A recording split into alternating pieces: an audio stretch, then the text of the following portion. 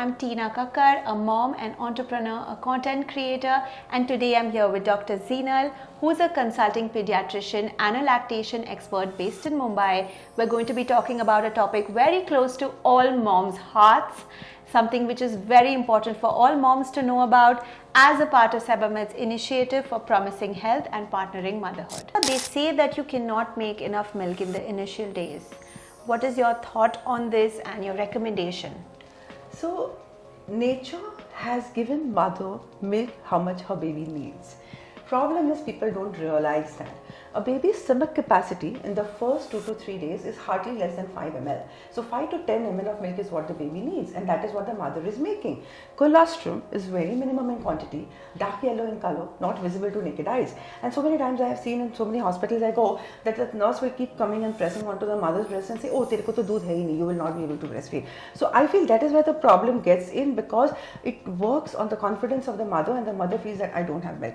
But ideally, most of the mothers, if your medical condition is good, if you don't have any complications, you have enough milk what your baby needs in the first 2 to 3 days. So don't get influenced by people telling you that you don't have milk or you will not make milk. You will make milk, because milk making process is your pituitary, your mind. If your mind decides, you make milk. Wow, I never knew that. I mean, I knew that if you're well rested and well slept, it helps, but you can't really even sleep in those first because months. the mother was stressed, because obviously you are going through so much of trauma, you are already doing through delivery pain, so many injections, so many people watching onto you, and you're already emotionally quite overwhelmed.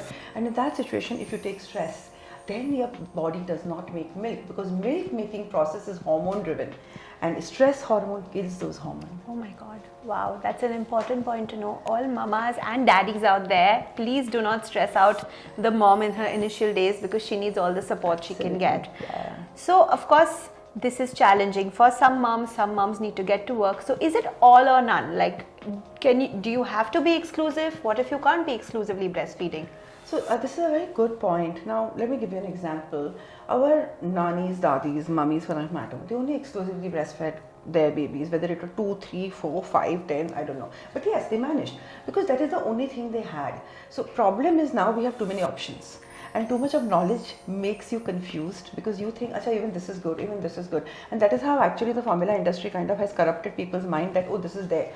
A mother will be able to make milk how much ever her baby needs, and if she manages to decide that I want to breastfeed my baby.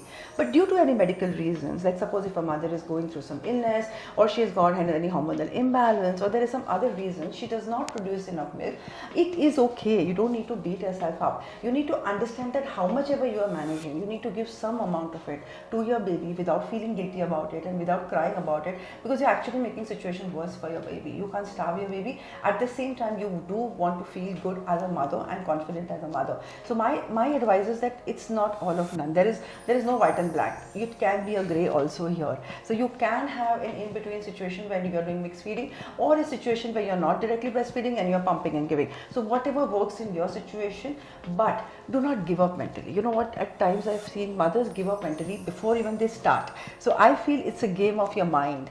You decide to do it, you can do it. I think we all achieve things in our life in the same way. So even breastfeeding can be achieved with mind that. over matter. Absolutely. She said it right. It's so important to have your mind.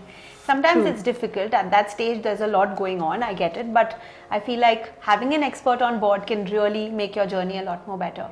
Doctor, you brought about pumping. Now, there are some people who are against it. In fact, your mothers and your mother-in-law sometimes do not support it. So could you please share some light? Does it change the shape of your breast? Does it affect the milk? Does it affect your lifestyle? Could you please share? So what WHO says is that exclusive breastfeeding is giving mother's milk to the baby, either direct or pumped milk. Expressing mother's milk is equally good, because you are giving your milk to the baby finally and not giving anything which is machine made or probably made in a factory. Now, it's like a simple thing right now. We are sitting over here, we are doing this, we have technology so well that people all over the world are seeing us, right? Things have changed. Same way in breastfeeding, if you would have asked me this question 20 years back, even I was not very fond of pumping. I used to feel, should I use a pump if I can directly breastfeed my baby? But now it has happened that most of the mummies are working, they have their career also as a priority, plus there are a lot of other elder siblings, they have some family commitments, they have some wedding, anything coming up. Yes, pumping can be an option if you know the right pump, if you have the right guidance how to pump, how to manage, and let me tell you, pumping is not painful at all. So if you can pump, if you know how to store that milk right, you can manage, you can have, like I've had mothers who have stored like 15, 20, 30 liters of milk they've stashed that milk in the freezer when they were away from the baby. So at least you know that your baby is getting your milk. So definitely it is an option if you are a career woman, or if by any chance you are not able to directly breastfeed your baby. Like I'll give you an example. I had a Russian mommy and her nipple size was like this huge. And how much ever we tried, that nipple did not enter into the baby's mouth. So we had no choice, but we had to order some separate flange. We got it made for her. Okay. And we managed to pump, and she managed to exclusively breastfeed her baby. So let me tell you, everything is possible if there is a will. So where there's a will, there's a way you can do it. But yes, pumping could be an option if you think that direct is not working in your situation or scenario. Wow, that is very amazing. That is so nice. And I love that you said that where there's a will, there's a way. I feel like that's life for you, right? So definitely. I feel like there's a myth that I've heard about, and of course I'm not sure if I believe in it, but breastfeeding at night can affect the oral hygiene of your baby, of course once they're a toddler and you're still feeding them.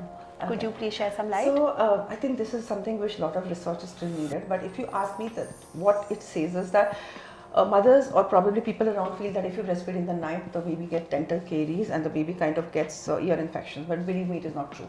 What actually it is, because your baby has already become a toddler, you started giving food to your baby. So actually that food is not being rinsed well and that stays in the mouth, and that is causing what? The caries. Mother's milk can never cause caries. Okay, so breastfeeding does not affect the dentition of the baby. Let me tell you, a bottle does. Because sometimes if you are bottle feeding, a bottle is silicone and that can cause dental malalignment, and it causes kind of lot of, the child may be requiring orthodontic treatment later, and it causes a lot of marks on the teeth at a later date. So breastfeeding will never affect your child's dentition and your child. In fact, that is going to give more sense of security to your baby and more emotional happiness to both of you. Wow, that is so beautiful. And just to end it, because you shared it so beautiful that you can give your baby a sense of security, is there any message that you'd like to give moms out there? So I would love to give the moms message that please be in the right direction where you need to be, right? Like I'll give a simple example. If I have to go from here to Lonavala, all of us know the road to Lonavala left, right and center. But if I have to go from here to Alibag by car, we follow the people, we follow the GPS. So if you know where you are heading, okay, you'll be happily enjoying the journey.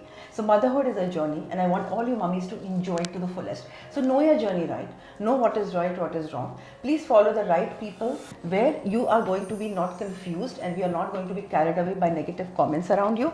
So keep yourself so mentally sound and mentally aligned that you know what you're doing for your baby is right, and trust in your instincts. Everything is achievable if you believe you can do it, whether it is breastfeeding, being a good parent, being a good human, being a good entrepreneur, being a good career, whatever. So you are the one who can decide where you want to be in your life with yourself and give the best start to the baby, which is breastfeeding. So I would really urge all mummies to do breastfeeding happily and enjoy it. Wow, doctor, thank you so much. You make it sound very easy, but of course when you have the right expert on board and the right advice, and even this talk, when people would hear it, they'd realize that it's actually so important and can be magical in its own way. Thank you so much. I'm so glad we did this. And I'm so glad we've done this as a part of Sebamed's initiative, which is educating mothers, new mothers and mothers of newborn babies. Thank you so much for being here. Thank you so much.